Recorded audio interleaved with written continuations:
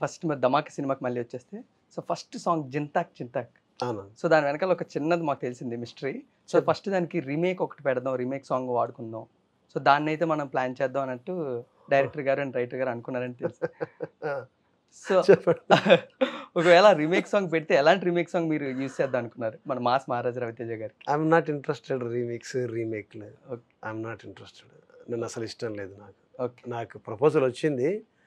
నేను వాళ్ళకి సార్‌కి నేను కన్విన్స్ చేశాను. సార్ ఒకటి నేనిప్పుడు ఎలా అంటే రీమేక్‌కి ఎందుకు నేను ఇంట్రెస్టెడ్‌గా లేనంటే, మనం ఒకటి చేసేటప్పుడు ఆ పాటలో అంత పవర్ లేదు, అంత దమ్ము లేదంటే డెఫినెట్‌లీగా మనం ఆటోమేటిక్ సెకండ్ థాట్‌కి ఎళ్ళాల్సొస్తది. ఏదైనా మనకు ఇక్కడ రూ. 10 రావట్లేదంటే, మరి రూ. 100 సంపాదించే ఆలోచన కావాలంటే దానికి కొంచెం కావాలి కదా! ఒక బలం అవును. కావాలి, ఒక బలమైన ఆలోచన కావాలి. అవును.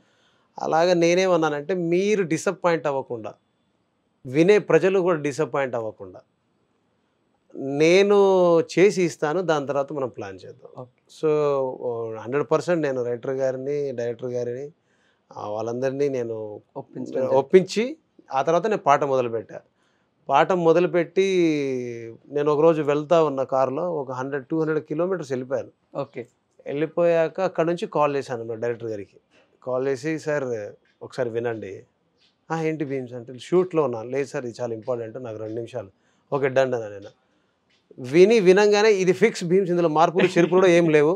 ఆ ఓపెనింగ్ నువ్వు ఏదైతే పాటల్లో పిచ్చి అంటే నేను ట్యూన్ చేసేటప్పుడు కొన్ని పదాలనుకుంటా. అవును. నిన్ను చూడబుద్దయితుంది రాజిగో, మాటాడబుద్దయితాంది రాజిగో. ఆ పదం కావచ్చు. నిన్ను చూస్తే ఎట్నో ఉంటాది, గుండె గట్టిగా కొట్టేసుకుంటాది. ఆ పదం, ఆ హుక్ లైన్, ఆ పదాలన్నీ వినిపించేసరికి ఇది అసలు మామూలుగా లేదు. ఈ పదాలు కూడా ఇలాగే ఉంచేద్దాం. ఓకే. ఇది నెక్స్ట్ లెవెల్‌లో ఉంది. అసలు నాకు బాగా నచ్చిందని అన్నీ అయిపోయింది.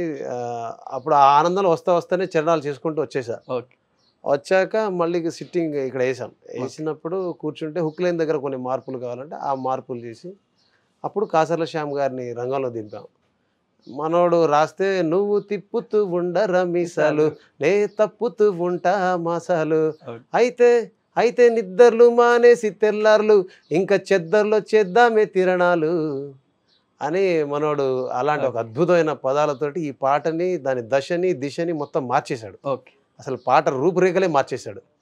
ఆ ఊపులో అంటే ఈ హిస్టరీ మొత్తం ఎందుకు చెప్పేస్తున్నానంటే, మీరు అడిగిన క్వెషన్ చిన్నదే కావచ్చు గానీ, నాకు ఆ పాట తాలూకు ఆనందం ఎక్కువుంది. అవును. హిట్ అయిందని కాదు. చాలా. ఆ పాట చివర్లో నాకు ఒక సంక్లిష్ట సమయంలో వచ్చింది. మీరు అడిగారు గదా! ఓకే. అది రీమేక్ చేద్దాం అనుకున్నామని. అవునవును. అంటే ఒక రీమేక్ వాళ్ళ మనసులో ఉన్న ఒక, అంటే ఇలా చేస్తే హిట్ అవుతదని ఒక భావన ఉన్నప్పుడు, దాన్ని నేను రీప్లేస్ చేయాలంటే దాని తాత ఉండాలక్కడ. అవును. డెఫినెట్‌లీ. లేదనుకో మన ముత్తాత అయిపోతాడు. సో, ఏం చేద్దాం అని చెప్పేసి, సో, వాళ్ళందరి ఆలోచనలని, వాళ్ళందరి యొక్క ఎస్టిమేషన్‌ని దగ్గరగా ఈ పాట చేయడం జరిగిందండి. ఓకే.